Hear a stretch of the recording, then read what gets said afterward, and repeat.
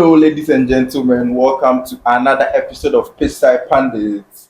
Yeah, we are back again with a La Liga Roundup, and we'll start with Barcelona. But first, we want to mention some of the pundits who are here with me. Okay, so we start with my fellow pundit, Marcelo. Francis. Yeah, and my fellow pundit, Yao J, International Yao J. Okay, my fellow pundit, Nanampuma. Okay, so let's start with the Barcelona Valencia. game. Okay, what's your view? Alright, this one I would love to start with. I would love to start with it. So I was looking forward to see how Barcelona would play against the mid-table teams like Villarreal, Sevilla, and Valencia, and Real Betis.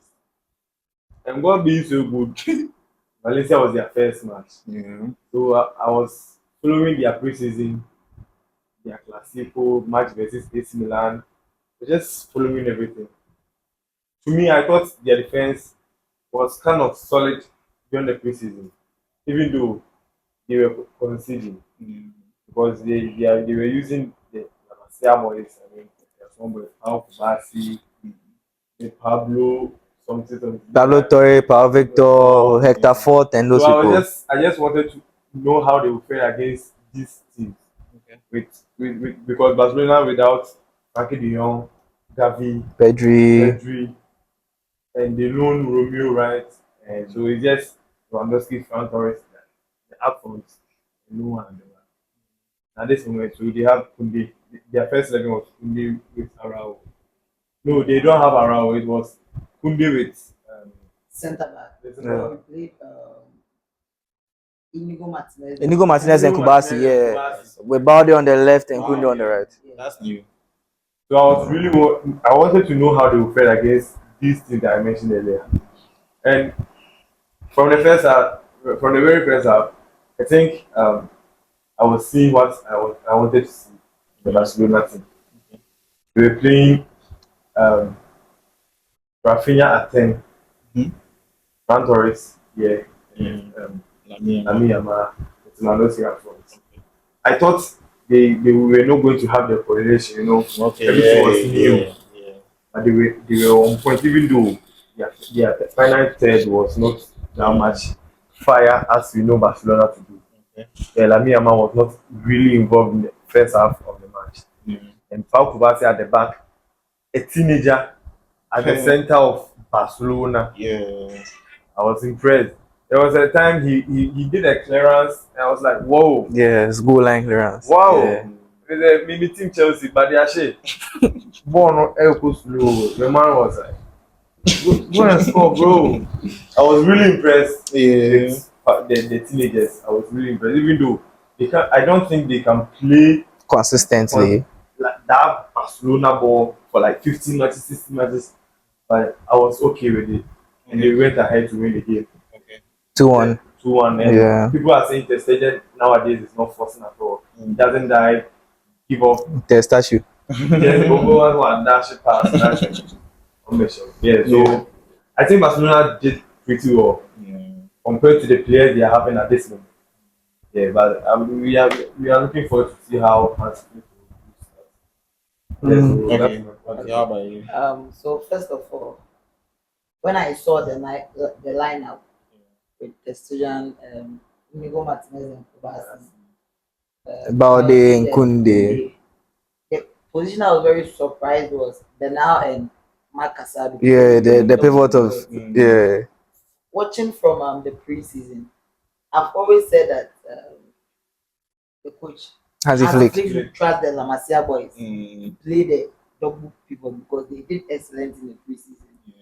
But the only position I was surprised was Rafinha As the number 10. I was expecting maybe we could have Right. tried Pau Torre. Pablo Torre, Pablo yeah. Torre in the 10 then obviously Lamine Yamal and Rafinha on the On the left, rather. Right. And then Ferran will come off the bench. Okay. And obviously Lewandowski. Yeah. But I witnessed a wonderful game and Marc Bernal and Casado, like excellent performance from them. Even though Barcelona was first half was A bit shaky.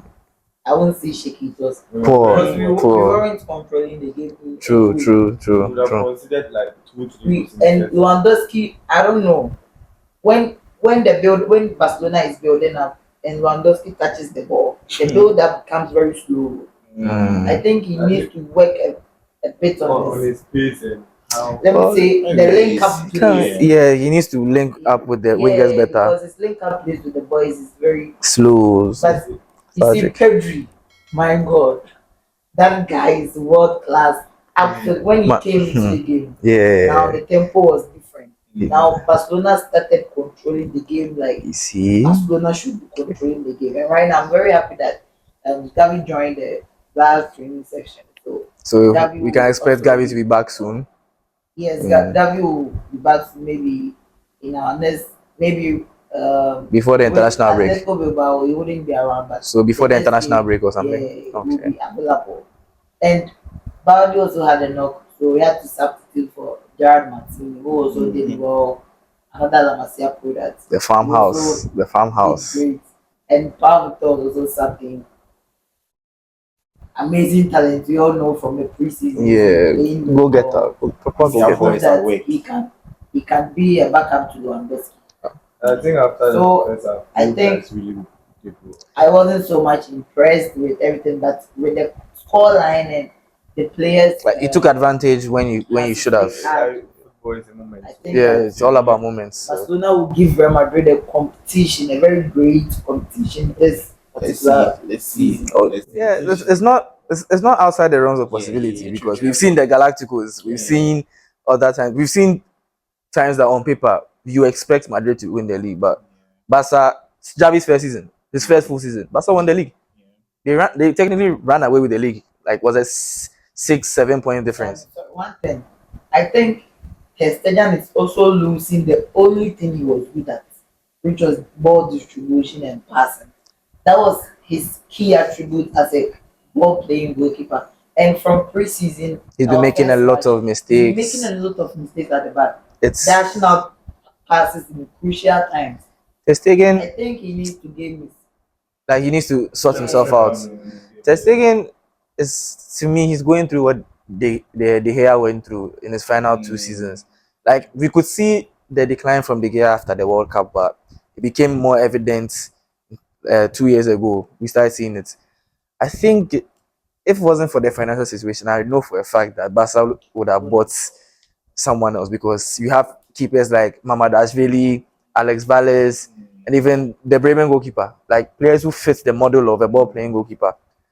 But I was impressed with Barca. Like it's like, how do you keep bringing these boys? Like we know, like yes, La Masia has produced a lot. We've seen the Xavis, the Iniestas, everything, and right now, Lamine Yamal right now, he's the face of La Masia right now.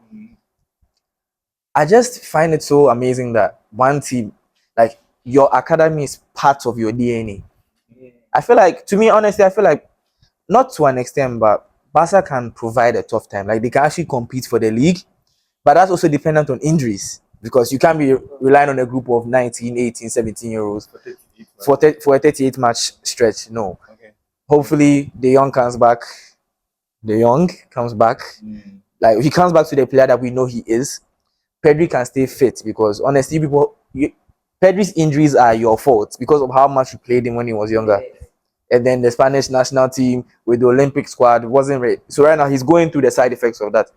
But honestly, Barca Valencia was was an eye-opening game in some aspects. You could see some things that if those things become the norm, Barca are going to have a very good season. They just need to iron out the mistakes and work on controlling games like we know they normally try to control games.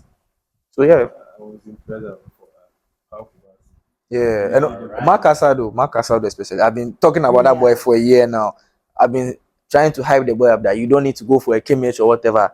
Just let De Jong be there and let the boy learn from De Jong, Gundogan, and the rest. He had an excellent game. Yeah. Okay. Blowing game for Marcus. Let's go to the Mallorca Real Madrid game. That game, honestly, you see, when you see the lineup, right? Mbappe, Rodrigo, Vinicius, Bellingham, Tchouaméni, Valverde, the Roadrunner, Rudiger, Militao, right? Mendy. Courtois to me, we are seeing in a goalkeeper.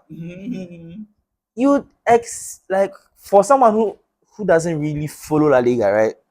You think that oh, Salah 4 or 5, but I was impressed with how Mallorca were able to defend and stay in the game. Like they closed, like after conceding, they made sure that no, we are not going 2 goals, 3 goals for.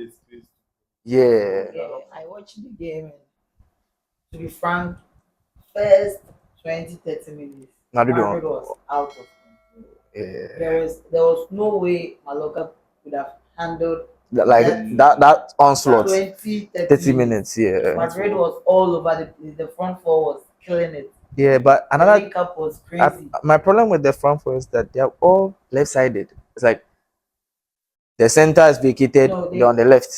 It's like They did that when they was trying to Score. get ahead of the game when around 70. But when they started the game, Mbappe was playing as a typical 9. Okay. Vinicius Okay, so on the maybe like it was desperation. They really wanted to yeah, score. Okay. Rodrigo on the right. They were not getting the spaces. But I Okay, it's think true because they. Tchouaméni would be a problem for them this season. Why? He needs to step up because yes, he was their problem in the midfield. Like he was Like, there, he wasn't able to. close down early and The control it. Muriqi guy was making the runs and he wasn't able to stop that guy. Okay. So I think if Tchouaméni I think doesn't, that's what happened the time they signed him. Yeah, I think he's. That same season. That's what happened in Paris. Like first 3-4 games. The main reason why he was on bench for that season, the year Madrid won the Champions League. Benzema time. Yeah. That was what happened that season. The last If He that's how was it's going to losing be, the then balls. when Kamavinga is fit, then you will need to be starting on it. Yeah. And Modric to excellent when he came in. Now he's a super star. Yeah, did yeah, all because he it's could. Oh yeah. Yeah. Yes, I think. Yeah, he's right now. He's Madrid's most decorated player. He just needs to chill. So. Yeah. Right? As a Barca fan, me, I'm very happy for this. Oh yeah, we know. Because right now, the expectations, it will give other teams so that at least Yeah. we can stop this team. Yeah. If they can do it, we can do it. And for me, I would say Madrid was a bit lucky at the later part of the match because they had two clear chances that they could have won the game and put the game to bed. Oh, okay. But they were tired because they were defending from the 60th minute to the 97th minute. They were defending, so they were tired. Else they could Okay. have killed the game. Okay, I expect this season to be like I don't expect Madrid to run away with the league like how like teams like Bayern have run away with their leagues in the past. I still expect La Liga to be competitive, Yeah. but that attack, like even the front six, the midfield three and the attack three, you just need to watch out. It's just if they get it going early, it's going to be crazy. So, right now, passing. who do you think will, from the first game week, who do you think will be crowned the Pichichi Trophy? Will it be Lewandowski, Mbappe? Will it be Honestly, like you see how last season Solot and Dovbek they were neck and neck for it until the very end. Yeah. I won't count Alvarez out though, but I think it will be Alvarez and Mbappe. I believe Lewandowski will crown the Pichichi. Yeah, because he's playing under Hansi Flick right now. The same coach he scored 50 goals, 40 something goals under. Yeah. And right now with Lamine Yamal, when Lamine Yamal has his best form, we've all witnessed his crossing abilities to the main striker. And with Rafinha being selfless nowadays, I really think that Lewandowski will finish at the top of the scorer this season. Okay. I'll go with you. Yeah. Mbappe. Like my decision is not based off ability, mom. It's how fit Lewandowski can be because right now he's growing. One wrong tackle or wrong step can leave him out for long. So he all three players have the chance to win it. It just depends on how the season goes. Because we're making early predictions. By May, who knows, might be somebody else. Might be Solot, might be Oyazabal or somebody else. But no, Solot is let's go. It's Dovbek that's in Roma. So me, I think Mbappe will be the Okay, Vinicius is being that ball, taking that okay. Let control of me. the game. I want to revise my. Honestly, I think Mbappe. I've seen how Mallorca defended, right? And he's a superstar. I feel like Mbappe would rather be more closed off. Like he can score, but not. I mean, it might not be at the rate at which we expect. Mhm. So I'll go for Alvarez first, Mbappe second, Lewandowski third. Right. So go for Mbappe, Mm. Lewandowski, Alvarez. And I'm going for Lewandowski, Mm. Vinicius, Alvarez. Thank you. I like his. I think I'll go with this game. And I'm tipping Lamine Yamal to have a very great and impactful season at Barcelona. All right. Thank you, everyone, for watching this. I think we want to hear your views about our predictions. We also want to hear anything you have to say about next week's games. Comment what you think. So we bet Kosua like we do bets now. Now catch there. And you for hit the subscribe button.